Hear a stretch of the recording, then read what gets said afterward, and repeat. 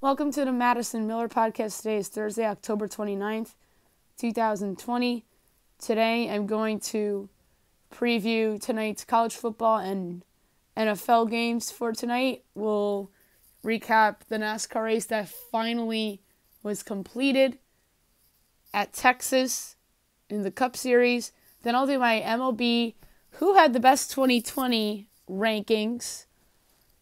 I'll talk about some NBA hirings from a president of basketball ops standpoint and a head coaching standpoint, NFL trade deadline talk, Mass Singer, and best bet. All right, we'll start with college football.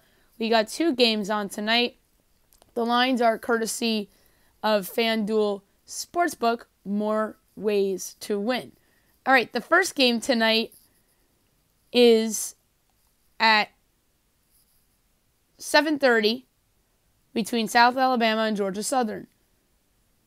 Georgia Southern is laying 3.5 points. The total is 52.5. I project Georgia Southern by 12.5, and I project this total at 46.5. I love Georgia Southern here. This is a good spot for them. I don't love the South Alabama team, although they've exceeded expectations throughout the season. I just like Georgia Southern a lot tonight, and I have a big edge on them, and I'm going to take this 3.5 and run with it. This kind of reminds me a little bit of Sun Belt a couple weeks ago with Arkansas State, and I took it and ran, but that game wound up being close, although Arkansas State wound up getting the cover anyway. So give me Georgia Southern minus 3.5 against South Alabama. And at 10 o'clock today, both games are on ESPN, by the way. Colorado State at Fresno State. Colorado State's up to 2.5 from 1.5, over under 58.5. I am going to take Fresno plus the 2.5. Money line is plus 108. I project Fresno to be a 6.5 favorite, and the total will be 56, so I'd take a slight lean on the under as well.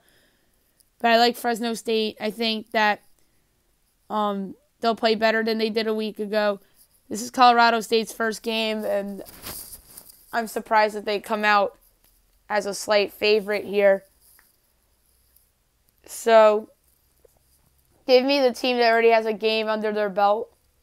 Oh, wait, it's just the Sun Belt game on ESPN, and then the Mountain West game looks like it's going to be on CBS Sports Network. Okay, I didn't notice that till now. That's my apologies. So, again, Fresno State getting the 2.5, and I'm taking them on the money line at plus 108. Now we'll move on to the NFL, where we have a divisional game tonight between the Atlanta Falcons and the Carolina Panthers. It's unlikely that Christian McCaffrey plays tonight, so I have to do some adjusting on the spot because I made this projection thinking that McCaffrey would play.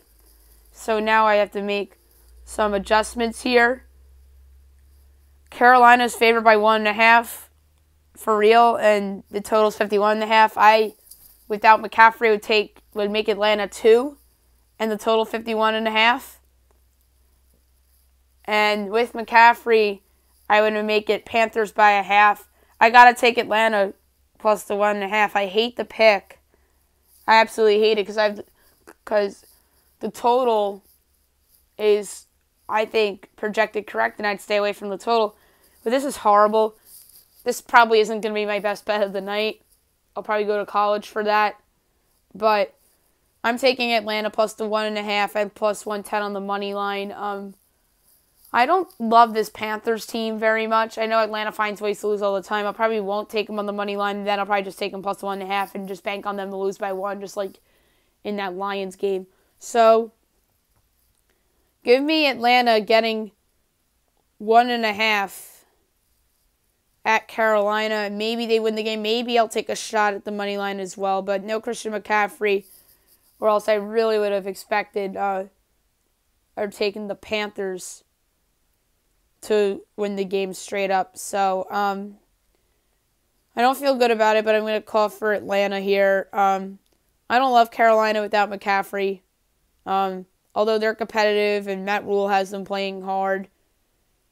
But the fear about taking Atlanta is that they always find ways to do dumb shit and lose the game at the end.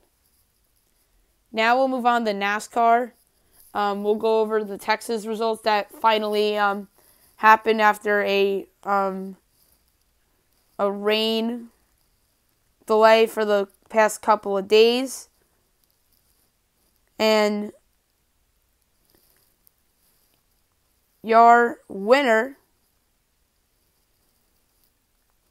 from this race was Kyle Busch, which was his first win of the season, which is great for him. Then Martin Truex Jr., who's had some good history at Texas, Chris Bell, Ryan Blaney, Alec Bowman, Brad Keselowski, Kurt Busch, Matt DiBenedetto, Denny Hamlin, Joey Logano, Austin Dillon, Ricky Stenhouse Jr., William Byron, Cole Custer, Tyler Reddick, Kevin Harvick, Clint Bowyer, Ryan Preece, Ryan Newman, Chase Elliott, Eric Jones, John Hunter Nemechek, Eric Almirola, Ty Dillon, Corey LaJoie, Michael McDowell, Daniel Suarez, Brennan Poole, Josh Bilicki, Timmy Hill, Garrett Smithley, Reed Sorensen, Quinn Houff, Chris Buescher, Chad Fincham, Jimmy Johnson, Joey Gase, Bubba Wallace, Matt Kenseth, and J.J. Yealy. So, it was delayed for 3 straight days. It was supposed to be Monday, then it was supposed to be Tuesday, and then they wound up making it Wednesday afternoon, and then they get it in, and now NASCAR is off to their third race in the round of 8 in the Cup Series. So it's going to be interesting to see how this all plays out in NASCAR.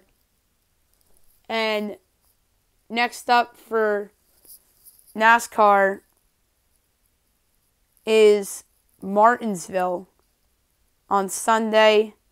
And then Xfinity will be Saturday on Halloween. And then the trucks will be tomorrow night. So we'll pick all the races on tomorrow's podcast. Now I'm going to do my Major League Baseball who had the best 2020 rankings. This isn't power rankings. If this was power rankings, they look completely different. But I'm going to go from 1 to 30. I know this is different because power rankings I go from 3 to 1. But I think it's more fun to go from 1 to 30 here. So without further ado, the power rankings of who had the best 2020 themed. All right, number 1's the Dodgers. They won the World Series. So for me, whomever wins a championship in sports automatically gets the number 1 spot for who had the best season. Number 2, the Tampa Bay Rays. To me, the runner-up always gets the number 2 spot, unless if it was a team that was expected to be there and just didn't get it done against a huge underdog. So had the Rays won, the Dodgers, I don't know, would have even been in the top 2. Maybe they would have been like 3rd or 4th or 5th because they were in the LCS. Number 3, the Atlanta Braves made it to Game 7 of the LCS. I know expectations were high, but they still made it this far without Mike Soroka, without Cole Hamels. Ultimately, you could argue if Soroka was pitching in that game again instead of Kyle Wright, maybe Atlanta wins the series, right? So, you never know with these kinds of things, but it's just the what if of the Braves season in my mind, even though Austin Riley pretty much screwed up their season by making that egregious base error, and then they couldn't get a big hit the rest of the game, and then the Dodgers took advantage. Number 4, the San Diego Padres. They had a good year, making it to the NLDS, but losing to the eventual world champion Dodgers, so that makes their playoff loss look a little bit better, in my opinion. Obviously, Fernando Tatis Jr. is a superstar. Dinelson Lamet made the jump that they were expecting. They trade for Mike Clevenger. Chris Paddock took a big step back, which is surprising to me. Maybe he bounces back in 2021. We'll see. Number 5, the Chicago White Sox. The White Sox had a great year. It's just unfortunate that they had that bad of a finish. They should have won their division. To me, the what if of them was Michael Kopech. If he was healthy, the White Sox probably win that division. They beat the Athletics, and they go further and would have potentially knocked off the Astros. I don't know if they would have beaten the Rays in the LCS. Maybe they would have. But you could make an argument that that injury cost them a World Series appearance in my mind. That's a team that is only going to get better. They still need to hire a manager. But it's going to be interesting to see how that plays out there on the south side of Chicago. Number 6, the Miami Marlins. The Marlins making it to the LDS really is a big accomplishment. From having their COVID outbreak to the NLDS, to me, they deserve major props for overcoming that. Don Mattingly has to be the manager of the year in the National League. And he absolutely saved his job this year, in my opinion, too. I don't know if they'll be good next year, but the future is certainly bright in South Beach. Number 7, the Toronto Blue Jays. The Blue Jays had a good year. They made it to the wild card round, but lost in 2 games to the eventual AL champion Rays.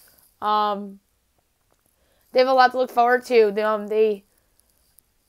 Asian Ryu looked like a good free agent signing. Nate Pearson, to me, has future ace potential. Maybe they have another move in them in the offseason. Great young core, Bo Bichette, Vlad Guerrero Jr., and Kevon Biggio leading the way. They got to be proud of themselves. 8, the Houston Astros. I can't believe I'm putting the Astros this high. But, hey, yeah, you went under 500, but you made the LCS without Justin Verlander. Think about that for a second. I don't think anybody would have expected that. Almost everyone and their brother had them out to the Twins, and then had them out to Oakland too. But you got to give Dusty Baker a lot of credit. This was one of his better managerial seasons I could remember. And I think Dusty deserves to be back next year. I really do. And to me, the Astros for next year, though, doesn't look as promising. Verlander out the whole year. George Springer might be gone. So a lot of pressure on Kyle Tucker to make the superstar jump next year. Number 9, the Minnesota Twins. They won a division title, but still went winless in the postseason. A lot of their guys had some good years. Some of them took step backs. Number 10, the New York Yankees. If this was a pre-2021 power rankings, they'd be in the top probably 5 or 6, but no, who had the best 2020, they are 10. Had they lost to the Indians, they probably wouldn't have even been in the top 15. And they could have lost that Indian series too, but nobody talks about that because they got it done in the 9th inning against Cleveland and wound up stealing that game. But this was a World Series or bust year for the New York Yankees, and they failed miserably. Aaron Boone's back, which probably was only the right move they could make, because who are they hiring to replace him? AJ Hinch or Alex Cora? If the Yankees hired one of those guys, the New York media would be destroying them for hiring a manager that cheated. So, by the way, if the White Sox hired one of those guys, I personally would think it'd be a good hire, but the media would be killing them for such move. But I don't think Aaron Boone's the best manager in the world. He had a good 2019, but I don't think he was any good in his rookie year or this past year. But the roster probably had more problems than we all thought. Gary Sanchez might not be the answer at catcher. They need some starting pitching help. Tommy Kahnle got injured. That destroyed their bullpen for this season. So they have some interesting moves to make in the offseason for sure. And it all begins with, starts and ends with one DJ LeMahieu, who has been the best pure hitter in baseball since he put on the pinstripes. Number 11, the Oakland Athletics. Oakland had a nice year, but I probably should have flip-flopped them and the Yankees because, let's face it, if Matt Chapman's healthy, the A's are probably in the World Series. And that's just facts. That injury came back to bite him against Houston, and I think they would have beaten the Rays with Matt Chapman. Matt Chapman's a special player, and I'm surprised that they even beat the White Sox. But yeah, it's rare that I put a team that went further than another and even beat the team below that team, but I had to here.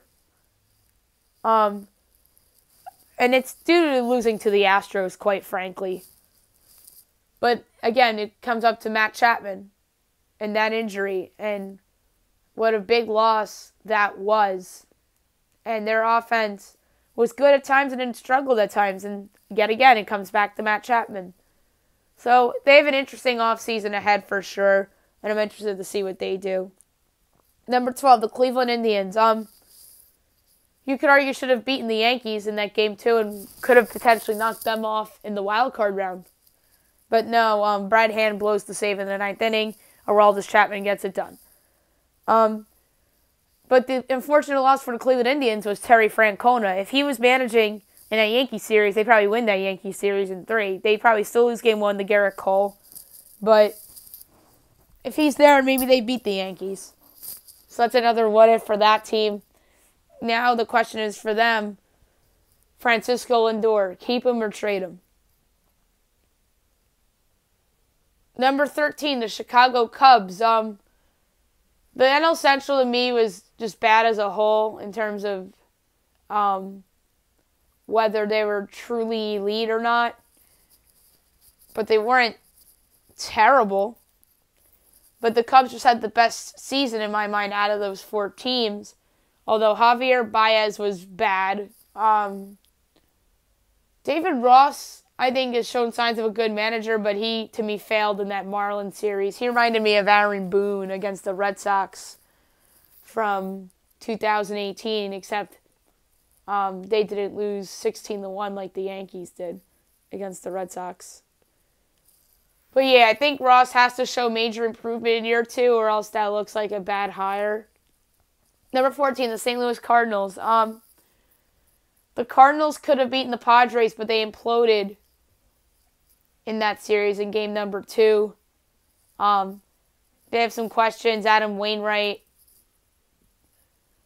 Number 15, the Reds. They got swept by Atlanta. They had that extra inning game. I believe that was game 1. If they won that game, they probably win the series, and they probably are ahead of a bunch of teams in these rankings. Number 16, the Milwaukee Brewers. I'd bunch those 4 NL Central teams next to each other because they're all debatable. But to me, the Cubs just happen to have the best season because they won their division at least. And the Brewers barely made the playoffs, and they were under 500, so that's why I had them the lowest. Christian Yelich, disappointing year. To me, I don't know if they're going to be a contender again next year. To me, they should really just rebuild. I thought they should have traded Yelich instead of extended him. Josh Hader, to me, is a guy I think can move in the offseason, and they can get a package for him.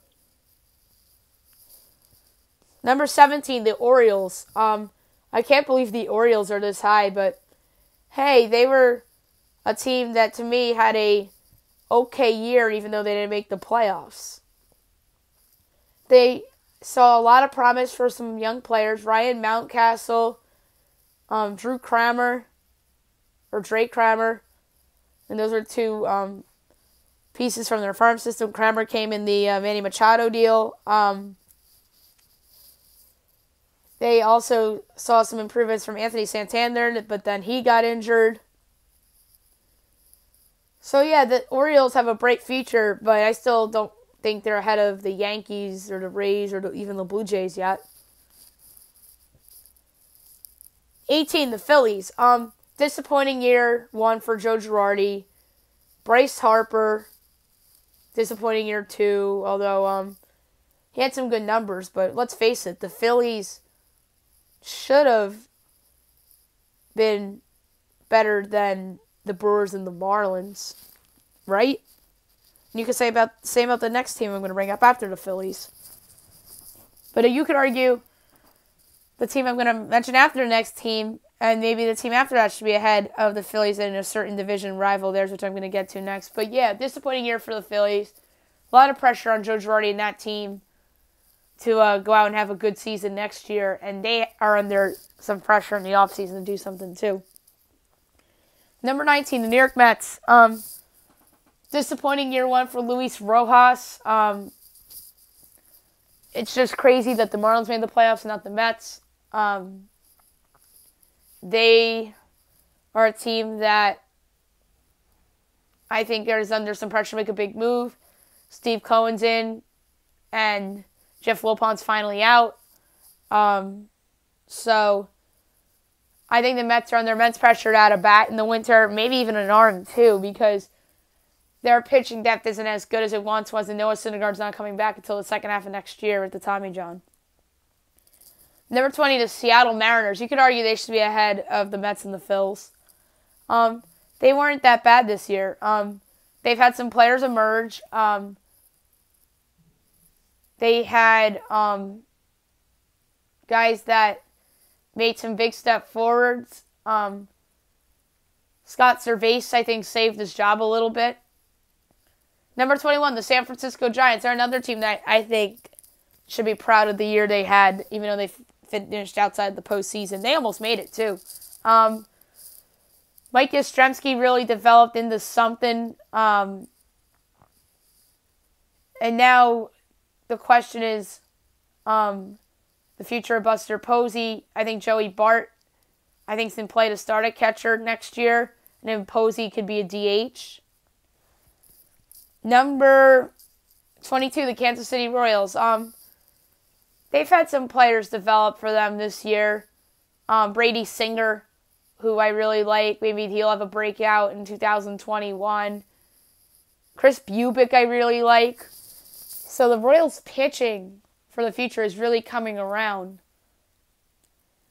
Number 23, the Detroit Tigers. They've had some guys that made some big steps this year. Austin Romine had a good year for them behind the plate. Casey Mize wasn't that good, but I think that he could have a rebound year too. And they have other guys I really like as well. Number 24, the Colorado Rockies. They had a good start but fell apart at the end. The question is, do they trade Nolan Arenado? Do they trade Trevor Story? Do they blow it up and build it around Brendan Rodgers? So that's going to be interesting to see. 25, the Pittsburgh Pirates. They had the worst record in the National League, but they were supposed to have the worst record in the National League. They're bad. And do they trade Josh Bell in the winter or not? And then Mitch Keller, I thought, made some strides this year, by the way, so that's good for them. And then now the 5 most disappointing teams in the league. 26, the Angels. They're never good, it feels like, under Mike Trout. Joe Madden is there now. Anthony Rendon's there now. It's going to be interesting to see what they do going forward in the offseason. Billy Appler lost his job. And now there's rumors that he might go to the Marlins to reunite with Jeter. Number 27, the Texas Rangers. I really thought that they were going to be that team that snuck into that 8th seed in the playoffs, but nope, they were a disappointment. That offense and those guys really have not taken that step. I mean, Joey Gallo and all those young guys, Rougned Odor. I mean, they're tantalizing names, but I mean, Gallo's had some good years, but that team really hasn't put it together yet, and they had the pitching to do so. And they traded away Mike Minor. And Corey Kluber's a free agent. So it's going to be interesting what they do. 28, the Diamondbacks, they had a really disappointing year in my mind. Madison Bumgarner was a huge free agent flop this year. He's in for a bounce back 2021 potentially. They traded Robbie Ray. Zach Gallen made some strides at least for them. And then offensively, some of their guys had good years, some of those guys did not. 29, the Washington Nationals, reigning world champion, had, in my mind, the most disappointing year in the National League.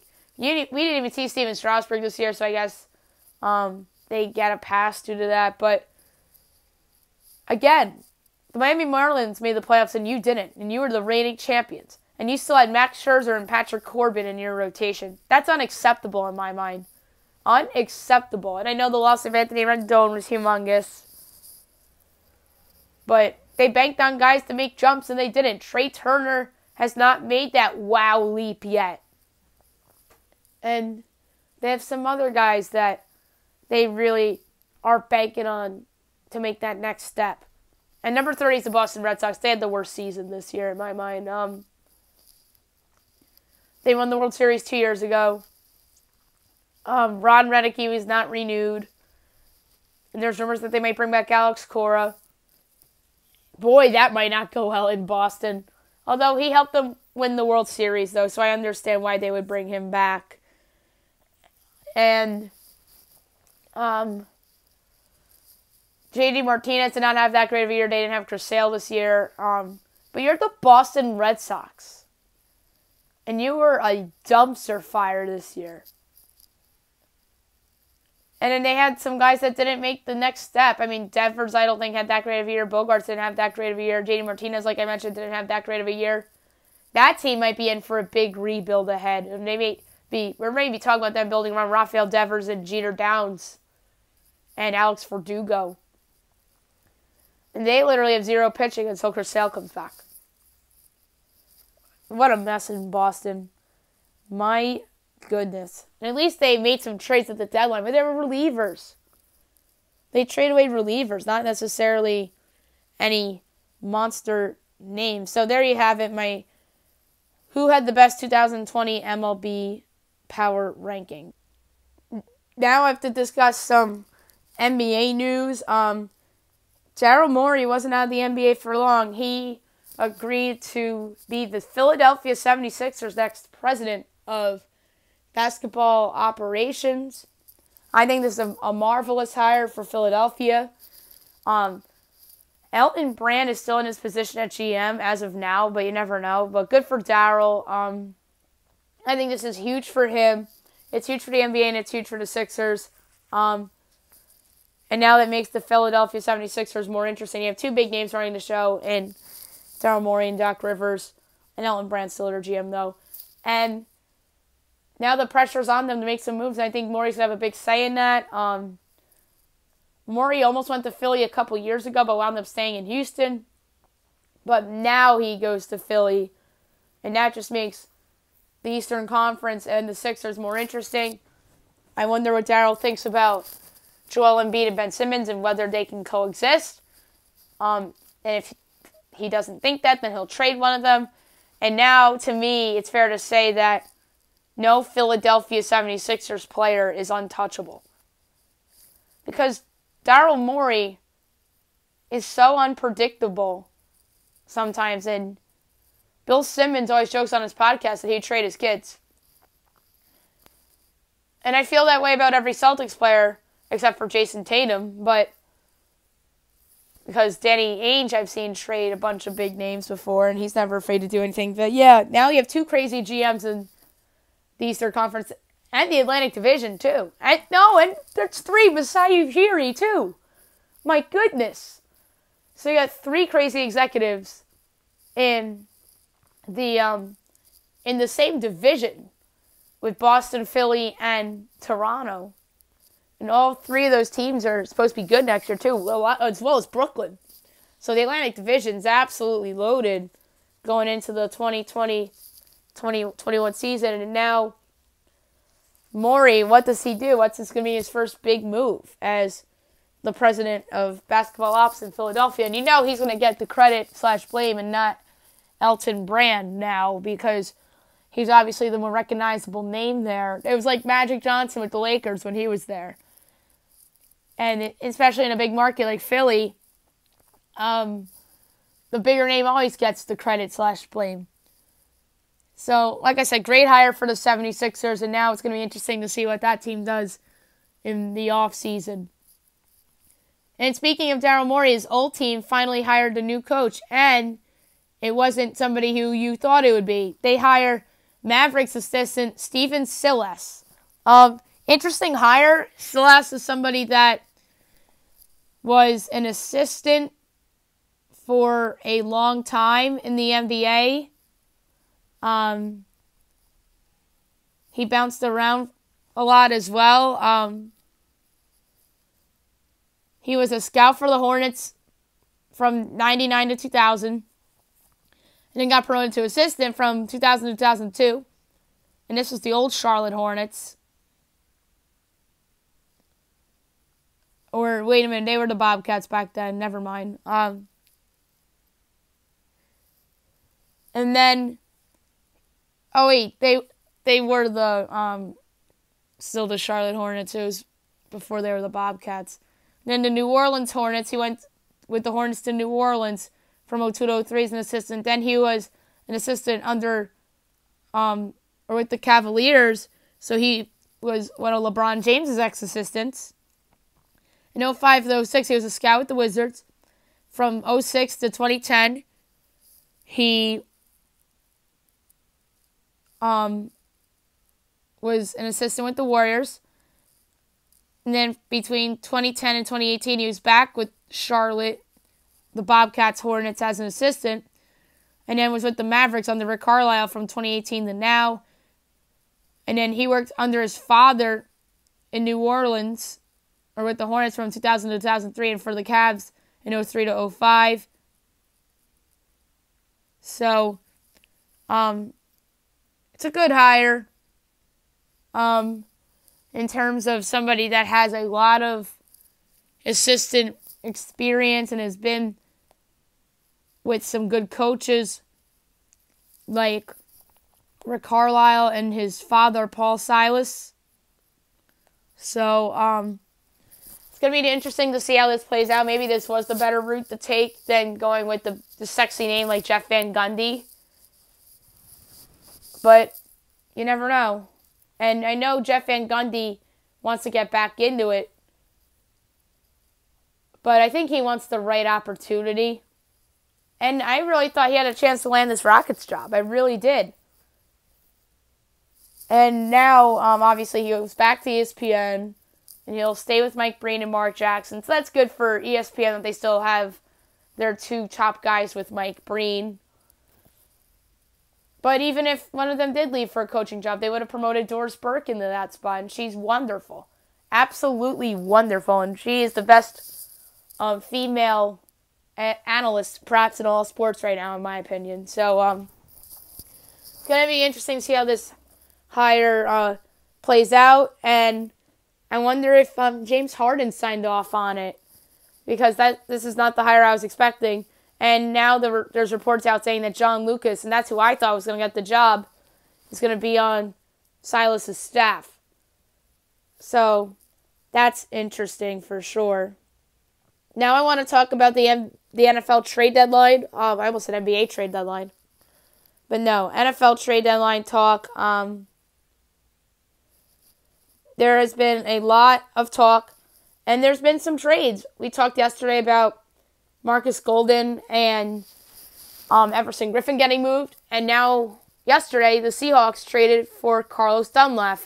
I think that's a great trade for Seattle. They need some pass rushing help badly. Dunlap's been in big games before with the Bengals. Granted, he's never won a playoff game because the Bengals never win playoff games. But he's really going to help him. He's a veteran, knows what to do. The Bengals' defense was bad, and Seattle's defense gets better with this addition. But how much better, we really don't know yet. Obviously, the Bengals really want to just build around the young guys and Joe Burrow especially. But, yeah, Cincinnati did not get enough for Dunlap in my mind. They only got a 7th, and then they got a center in the deal as well that could help their offensive line. Dunlap has not had a good year, 53.9 Pro Football Focus rating.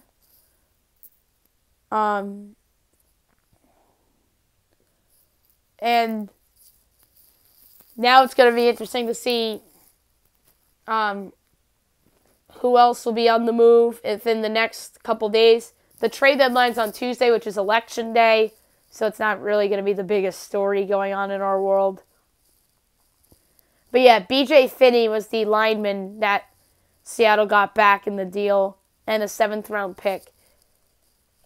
I mean, they get a depth piece for their line and then a 7th. But yeah, it's been a buyer's market this far. The sellers aren't getting what they want. But let's just go around the league really quickly. We'll start in the AFC East. To me, the most interesting team in that division in terms of buyers-sellers, New England. I think they're going to potentially be a seller. If Dallas is a seller, I could see New England being a seller. And obviously, New England is a better front office by far than Dallas. And I think that Gilmore could be had, Stephon Gilmore. I don't see them trading Cam. But you never know. Maybe they do trade Cam. Maybe they trade Cam to Dallas. And Dallas gets their quarterback upgrade.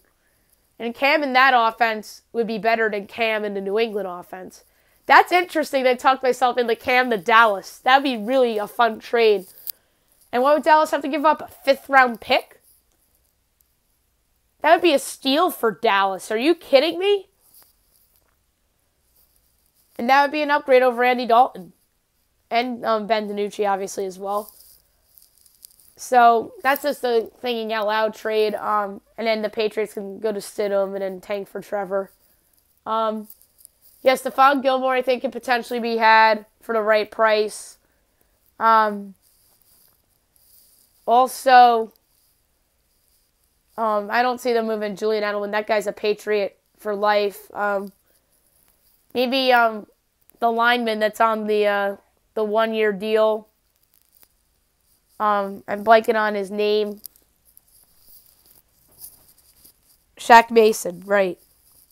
Maybe he's in play. So, that's an interesting one to monitor. James White, I think, could be had. Rex Burkhead can help somebody. There's a lot of guys in play on that team, I think. The most interesting team in the AFC East in terms of a possible buyer to me is the Miami Dolphins. They should be a buyer. They should go for it. They spent a lot of money in the offseason to improve their team. Tua is finally starting. But a possible sell piece could be Ryan Fitzpatrick, and that could be a possible Cowboys quarterback for the rest of the season. Trying to think of who else I think could be an option for them from a buyer. Maybe they could trade for Stephon Gilmore. But would Belichick trade in division is the question. You got the Jets, who I think are going to be a seller. Quentin Williams has been a topic of trade. I don't think they trade him. No chance they trade Sam Darnold. Maybe the safety Marcus May gets dealt. Rashad Perriman I could see being traded. Jamison Crowder. And in Buffalo, I think, made their move in the offseason with Stephon Diggs. So I don't see them making a trade of any sort. The AFC North, the Pittsburgh Steelers, Devin Bush out for the season.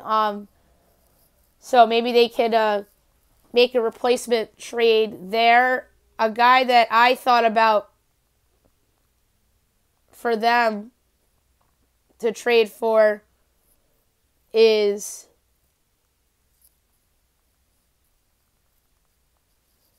Minnesota Vikings star Eric Kendricks. Minnesota obviously traded away Yannick Ngakoue. Kendricks, I think, would be a good fit for Pittsburgh. Yeah, he's a big contract, and they might have to give up some stuff for him, but that would be a great addition to that Steeler defense. Marcus Golden, I think, could have helped Pittsburgh. Maybe Blake Martinez, although the Giants just signed him, so I don't know if that's somebody they'll pick up. And Blake Martinez hasn't been bad for the Giants this year. Maybe Avery Williamson of the Jets. So, yeah, they should trade somebody to replace Devin Bush for this season. That's what Pittsburgh should do. Ravens made their move of Yannick Ngakoue. He'll help them tremendously. And then they made their other quiet move by signing Des Bryant, who I think will help them tremendously. Next up in that division, the Cleveland Browns. Now I think they should trade for a wide receiver to replace Odell Beckham Jr. That's why I wouldn't write them off for the season yet. It doesn't have to be somebody good, like as good as Odell.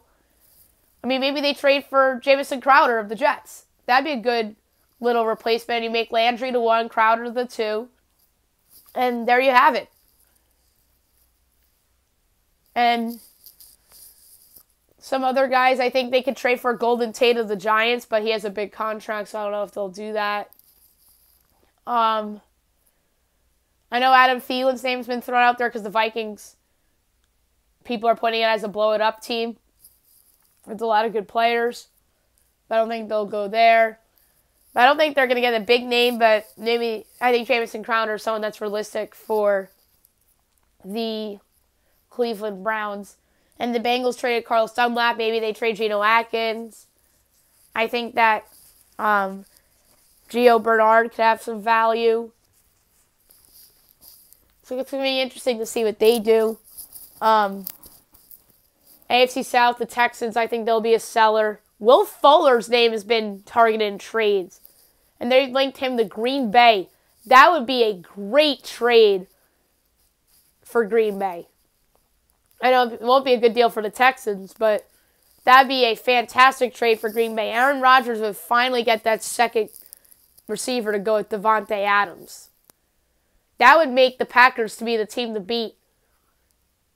Almost right there with Tampa in the NFC if they pull off that trade. The Jaguars are obviously a seller. They traded all their players pretty much before the season. And I think there's guys that they could potentially deal before Tuesday. So we'll see about them. You got the Colts. I think should be a buyer.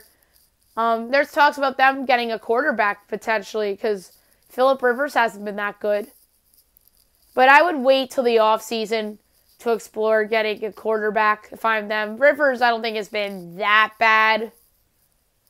It's just that they've had some injuries and bad luck. And to Rivers' credit, he led that comeback against the Bengals. So maybe they don't make a trade for a quarterback. Maybe a running back for depth purposes. Maybe they trade for Rex Burkhead or something like that.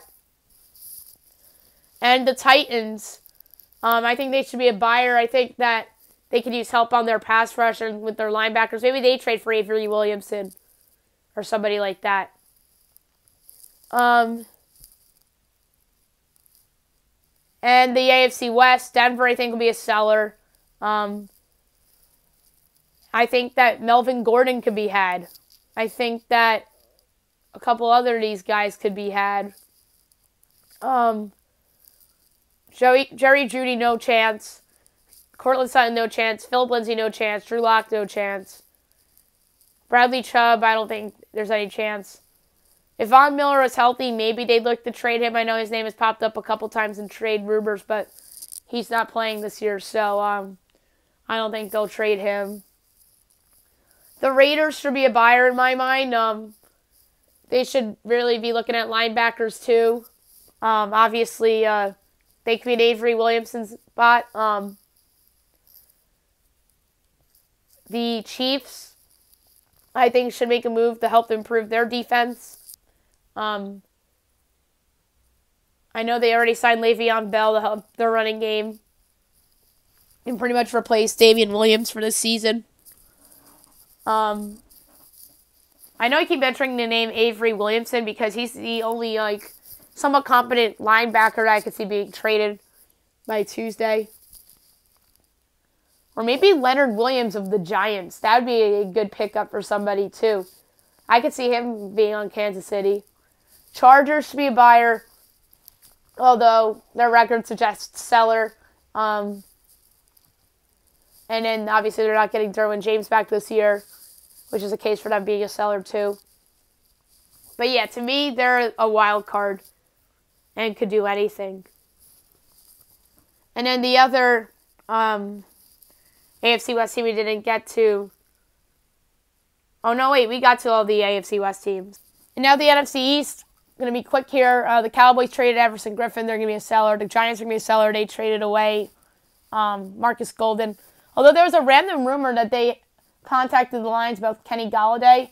I would wait and do that deal in the offseason because you're 1-6. If you want to make that move, make it in the offseason. Like how the Bills pulled off the Diggs move. Wait till the offseason if you're the Giants, making that big move to help improve your quarterback. So I think they'll trade off some pieces, the Giants. Maybe Golden Tate, maybe Leonard Williams, maybe Dion Lewis. The Eagles, I think, should be a buyer. Maybe they trade for Golden Tate again. I think Golden Tate would be a great fit on the Eagles, and he really helped the Eagles in 2018 when they won the NFC East that year. Or I'm sorry, no, they made the wild card. They didn't win the division that year. Dallas won the division that year. They beat the Bears there. That's right, they were the road team in that game. The Redskins, I think, will be a seller. Washington, I could see moving maybe Ryan Kerrigan to give some of their young guys some playing time. And Dallas made some interesting cuts. They cut Dontari Poe, and then they cut a quarterback as well. NFC North, I think the Vikings are a seller. They indicated that to you with the trade for or the trading away of Yannick Ngakoue. They didn't even really get what they wanted back. They should have gotten a second for him because that's what they gave up to get him, but they got a third for him. Eric Hendricks, I suggested being potentially on the move. Anthony Barr, maybe. I don't see Adam Thielen on the move. I don't even see Cousins on the move because I still think they want to be competitive in these games, not necessarily tank. The Packers, I talked about them a little earlier. Will Fuller would be an excellent fit for them. Maybe they trade for Golden Tate. If they can't pull off Will Fuller, Golden Tate would be a really good WR2 for Aaron Rodgers. And then maybe they send the Giants a 4th or 5th round pick. Detroit should go for it. I really think they should go for it. That division's so vulnerable. They should absolutely go for it. And I think the Bears will go for it too. And I think they could use some help on the offensive line. If Nate Solder had not opted out for the Giants, I think he would have been an interesting trade piece, although he's been terrible as a Giant. The NFC South, the Panthers, I think, are an interesting team. I think what happens tonight will be determining buyer or seller. I think they should look at Rex Burkhead or James White in case Christian McCaffrey isn't back 100% if they want to be a buyer. And if they're a seller, I think that Mike Davis kind of showed some value in some of the veterans they have on that team. It stinks that Kawan Short's hurt for them. That's a big loss. The Saints, I think, will be a buyer. Maybe they're in play for Golden Tate or somebody like that. Maybe they could have Avery Williamson as a linebacker. Geno Atkins could help the Saints. Tampa made their move with Stephen McClendon. That pickup makes sense because McClendon played under Todd Bowles with the Jets, and now Bowles is his defensive coordinator with the Bucs. Chris Godwin's out again this week. I don't think they'll make a move at wide receiver because they're bringing in Antonio Brown. So that's their big move. And then the Falcons, I think, are a seller. I don't think they'll trade Matt Ryan or Julio Jones, but I think Takaris McKinley could be on the move. I think that some of their other good young defensive players could be on the move as well. And in the NFC West, the Cardinals, they made their move with Marcus Golden. I think they could use another defensive lineman to replace Chandler Jones. Maybe that's the Geno Atkins destination, Arizona. Seattle made their move with Carlos Dunlap. Maybe they'll make another move. We'll see. Because I think they want to go all in. The Rams should be a buyer. I think they should improve their offensive line. Because I still think that unit's very flawed. Although it played okay against the Bears. But I think they could use a lineman.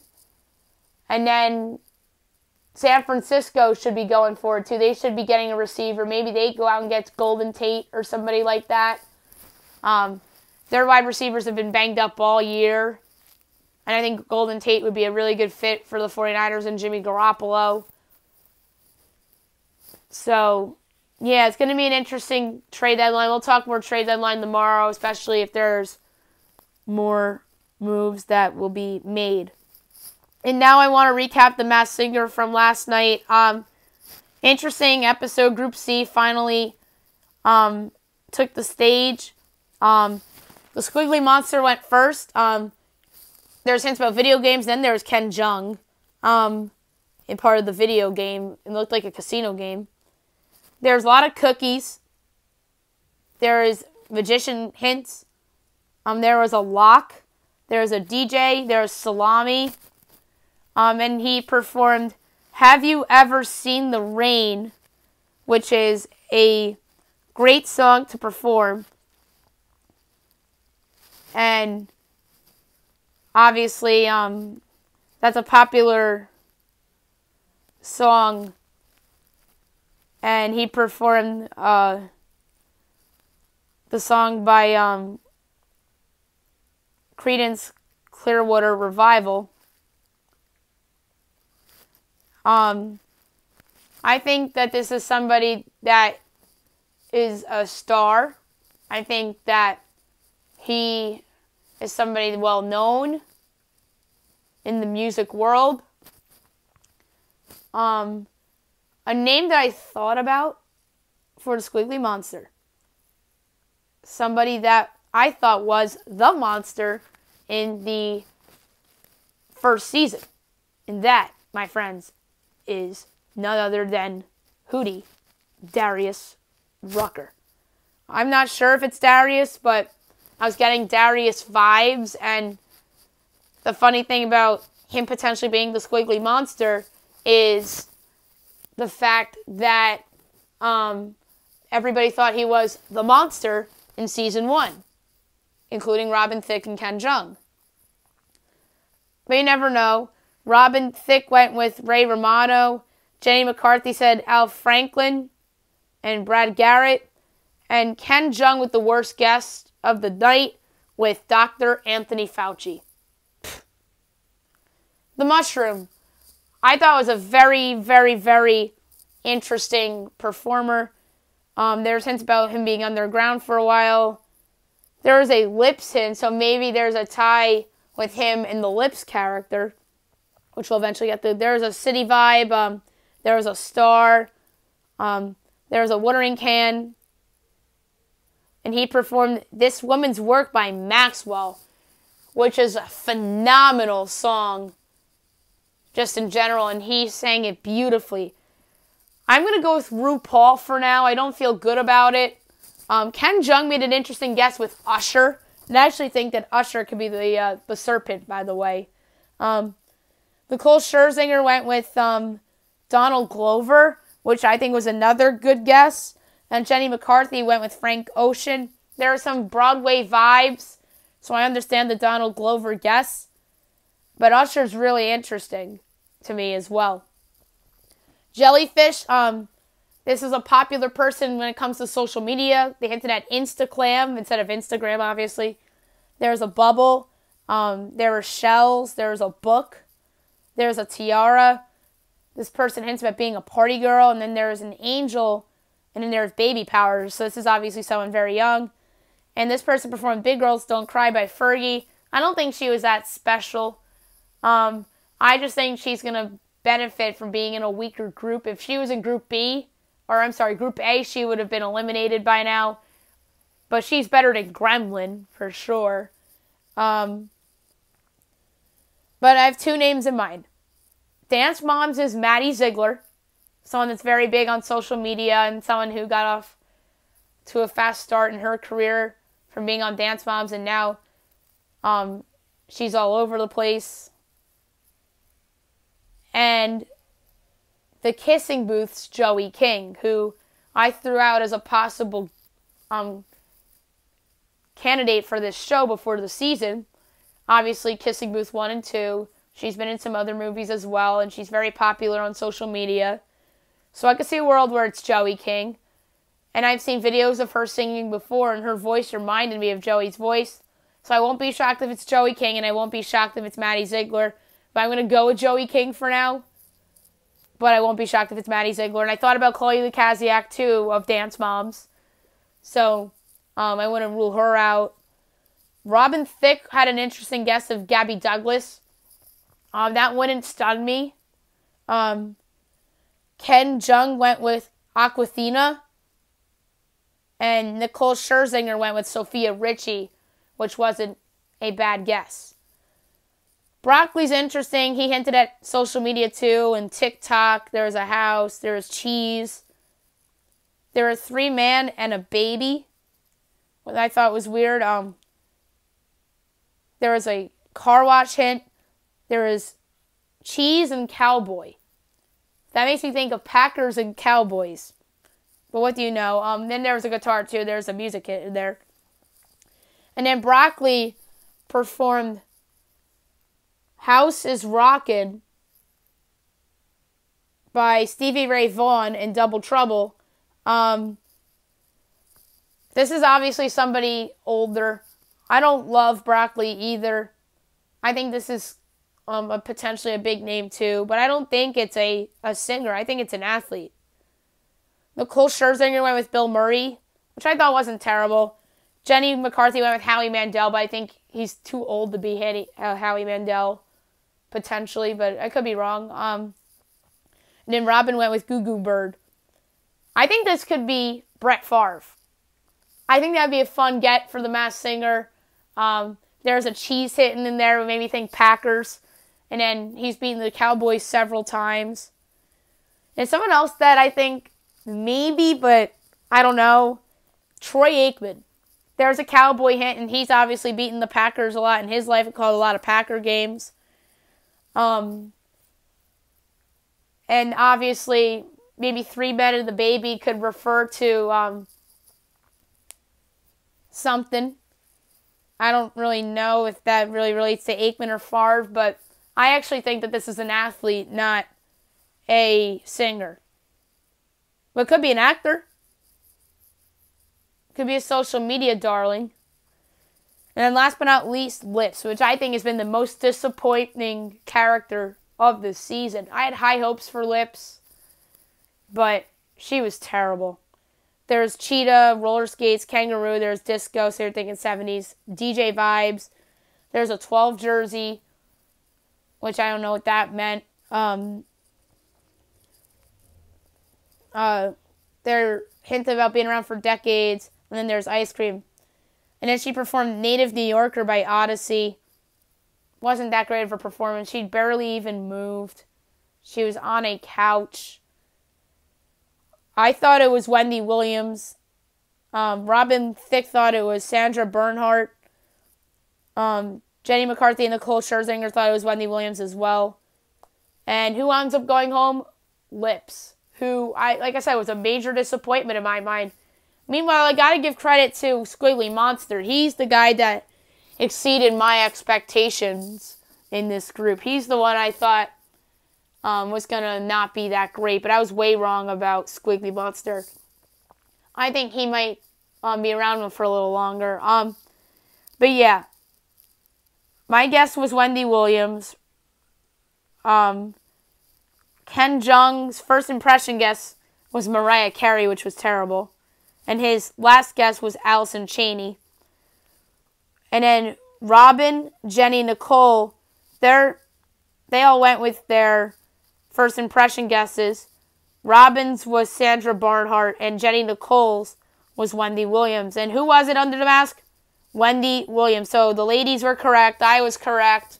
There were some talk show hints in there as well. And she even admitted on the show that she couldn't sing.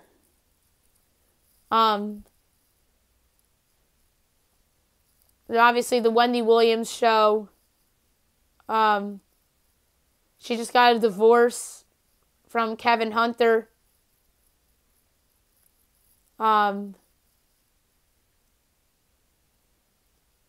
She's from New Jersey. But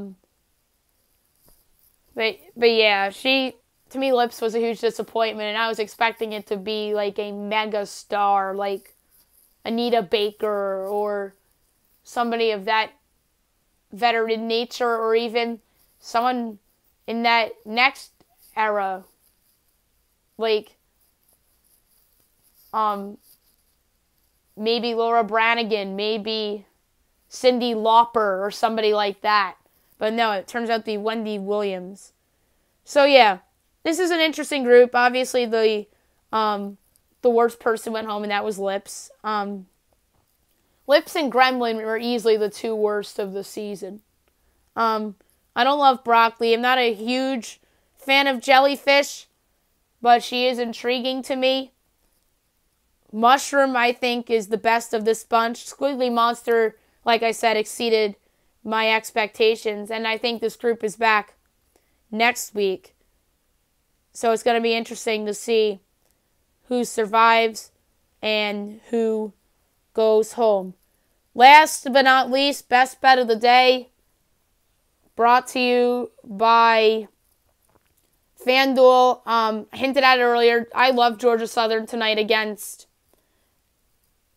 South Alabama. I think that this line should be in the double digits. Georgia Southern's a good team, or good for the Sun Belt, not necessarily good, period. And I'm getting value here at the minus 3.5 because it's minus 108. Oh no, now it's back to minus 110. Never mind. Maybe FanDuel knows I'm talking about this game, so it adjusts the line. But yeah, Georgia Southern's the best bet of the night. Yesterday I didn't have a best bet because there wasn't anything major on me. I could have done Major League Soccer, but I'm not that good of a handicapper for Major League Soccer, so that's why I passed on that opportunity. So, best bet's back today, and I am taking Georgia Southern minus 3.5 against Georgia Southern. That's it for the show today. I'll be back tomorrow recapping NFL and college football, looking ahead to the weekend. We'll do more NFL trade deadline talk, and obviously Fab 5 and best bet as well. Hope you guys have a great day, everyone.